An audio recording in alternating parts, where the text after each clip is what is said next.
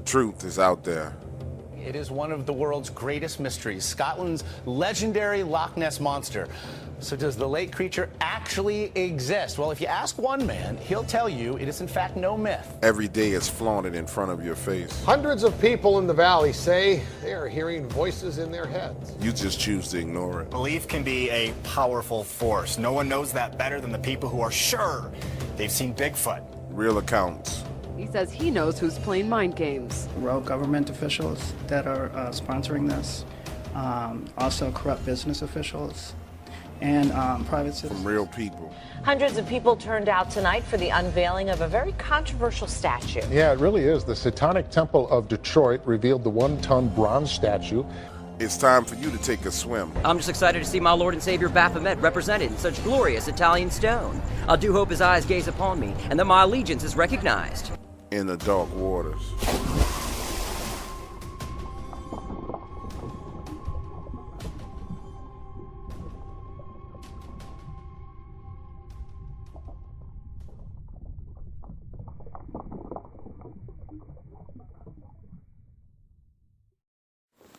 The Dark Waters channel is for entertainment purposes only. Although information in these stories can be traced back to relevant and true sources, Dark Waters strongly discourages its viewers, listeners, and subscribers from visiting the site of incidents and encounters discussed or revealed on the show. In other words, we will not be held responsible if you are attacked by a Dogman, molested by a Bigfoot, bitten by vampires, chased by chupacabras, abducted by aliens, accosted by the Men in Black, investigated or arrested by the local law enforcement, CIA, FBI, NSA, EPA, BLM, or another alphabet group, whether on U.S. soil or abroad. Thank you for tuning in, and enjoy the show.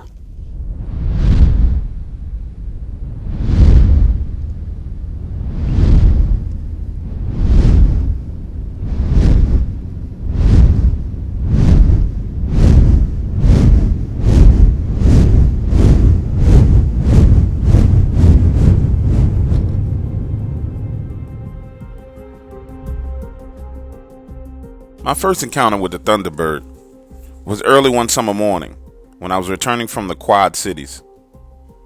I've been riding my motorcycle on Route 30 when I noticed this big black object in the distance sitting in the middle of the road.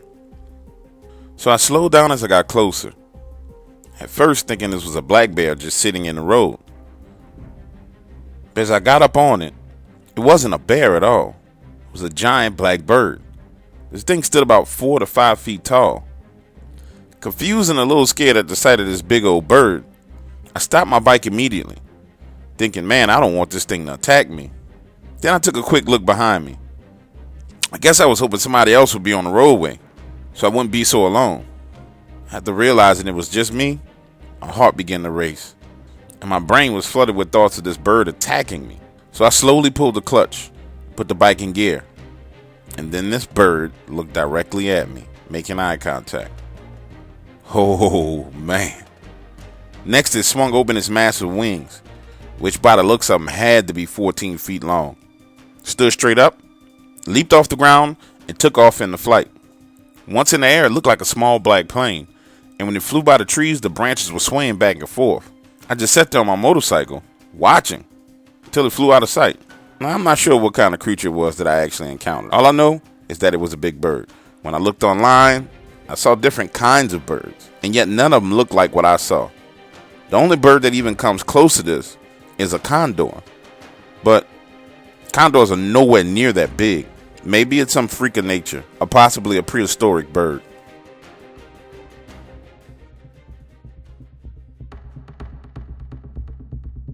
My second encounter with the giant black bird was in August 2011.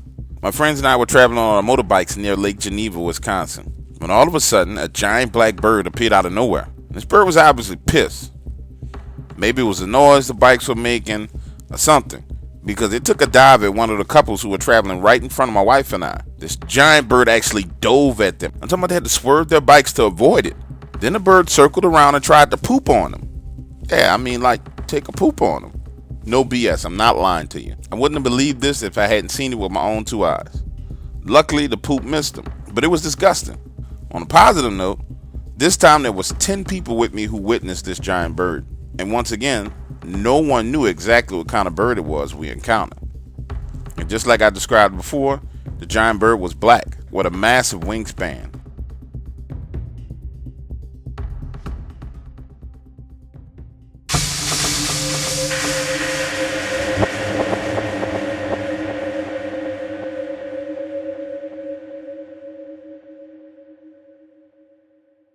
Boyfriend and I were headed to Myrtle Beach, driving from South Carolina.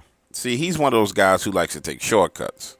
So, of course, this encounter happens on one of those damn back roads that I can't stand. I tell him all the time, in America, we have a perfectly good interstate highway system.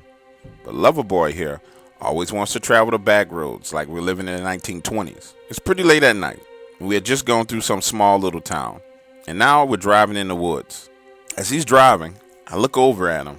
And through the driver's side window, it looks like someone's laundry had come off the clothesline. You know, like a big bed sheet was getting hit by gust of winds. Except for we were in the middle of nowhere. I'm pretty sure there were no damn laundry lines around. So I'm looking dead at this thing, having a hard time wrapping my brain around what it was. Then I realized it was coming straight for the car. And the closer it got, it looked like a giant white bird. So I start panicking, because this thing is huge, and it's headed straight at us. I scream, "Go, go, go!" And he accelerates and got us out of the way. But later on, we pulled over. And we looked at the car. There was this big snotty smear on the driver's side window. Now, we weren't drunk or high, and neither one of us were recently released from any kind of mental facilities. So I know what I saw. I've talked to other people about it, and no one has had a similar experience. And looking on the internet, I can't find anything like it online. The closest thing I've found are Thunderbirds. But this thing wasn't dark in color. It was white.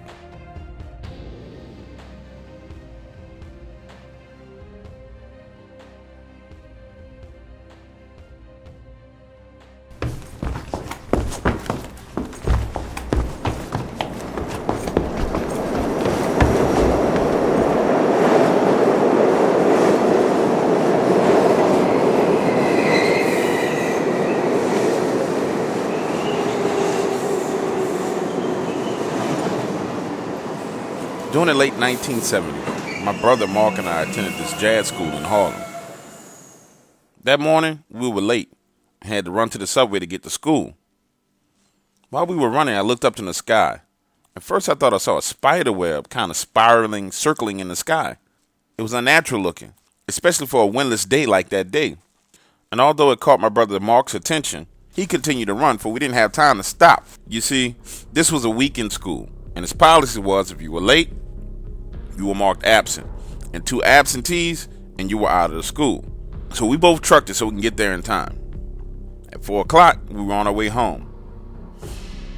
And I remembered that thing that I saw in the sky, and I started looking for it as we headed back to the subway. Just as we neared this set of vacant lots, I saw that thing again. It was still there, and I stopped and tried to focus on it. To my shock, what I was looking at was a big bird riding the heat thermal. I called Mark's attention to it again. He stopped, and then his mouth dropped wide open. This bird was grayish brown and didn't flap its wings like other birds I would see in the sky. It would just barely move them and soar without doing it again. And no, it was not a seagull or an eagle or a hawk or a buzzard or a condor. I know what I saw. How could it be up so high and still look so big? I said out loud. Do you realize how big that thing has to be? What if it comes down here? That's when my brother Mark looked at me and said with his voice tensing up, "We better get the hell to the subway." And where we were standing was open space. Most of the old tenements had been torn down. And so we were surrounded by vacant lots and abandoned buildings. And thinking about it now, Mark was right. That thing got into his mind it was going to come down and grab one of us. There was nothing that we could do, and there was nowhere to hide. At that moment, it flew into a cloud and didn't come back out. So we hurried to the subway and went home. The very next weekend, I was getting out of bed, and a news report came over the radio about a man and a woman somewhere in upstate New York who had fought off a giant bird that tried to carry away their child or one of them. I called the news station in hopes that I could talk to someone about it and get in contact with the couple. But I was told that the news I was hearing was a recording on a tape, and there was no one there for me to talk to at the station.